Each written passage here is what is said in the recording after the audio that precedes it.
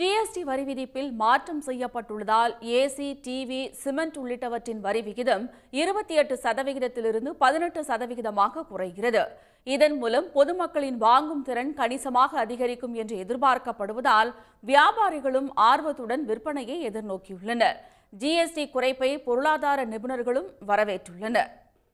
5 அல்லது 18 இந்த 2 வரி விகிதங்கள் தான் ஜிஎஸ்டியில் இருக்கும். பலவற்றுக்கு இருக்காது. அவை 0% என்பது.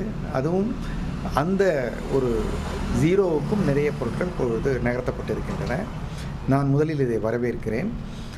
குறிப்பாக பெரும்பாலான உணவுப் பொருட்கள், சிமெண்ட், கார்கள், இருசக்கர வாகனங்கள் போன்ற பல்வேறு பொருட்களுக்கு, தொலைக்காட்சி பெட்டிகள் போன்ற சாதாரண மக்கள் பயன்படுத்துகிற ஏசி மிஷின் போன்ற பலவற்றுக்கும் இப்பொழுது வரி கணிசமாக குறைக்கப்பட்டிருக்கிறது. 28% 18%. கொஞ்சம் பர்ச்சேஸ் இருக்க தான் செஞ்சது.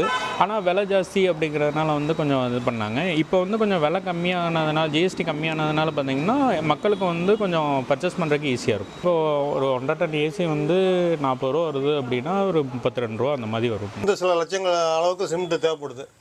அதனால் அந்த மக்கள் 28% 18% ஆக்கிறதுனால ஒரு மூட்டைக்கு 300 ரூபா மூட்டைக்கு ஒரு 30 ரூபா வரைக்கும் குறையிறதுக்கு வாய்ப்பு இருக்குது.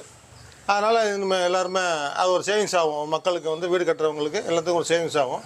இதனால் மக்கள் அனைவரும் பயன்படுவாங்க. வீடு கட்டுறவங்க, பொறியாளர்கள், கட்டிட கான்ட்ராக்டர்கள் அனைவரும் வீட்டை குறைச்சி வைப்பாங்க. ஒரு பில்டிங் 10 லட்ச ரூபா ஆகுதுன்னா இப்போ ஒரு 2 லட்ச ரூபா 1.5 லட்ச ரூபா குறையும். 2% குறைஞ்சிருக்கிறது நடுத்தர மக்களுக்கு, நடுத்தரத்துக்கு கீழே இருக்க மக்களுக்கு, வீடு கட்டுற மக்களுக்கு ரொம்ப பெரிய யூஸ்ஃபுல்லாக இருக்கும். கிட்டத்தட்ட 25 30 ரூபா வரைக்கும் ஒரு மூட்டை குறையும். அது செப்டம்பர் 22 சொல்லியிருக்கிறதுனால அடுத்தடுத்து ஒரு 5 நாள், ஒரு மாதம் அப்புறம் தான் அதோட நிலவரம் என்னன்னு தெரிய வரும். உடனுக்குடன் செய்திகளை தெரிந்து கொள்ள சன் நியூஸ் பெல் ஐகானை கிளிக் பண்ணுங்க.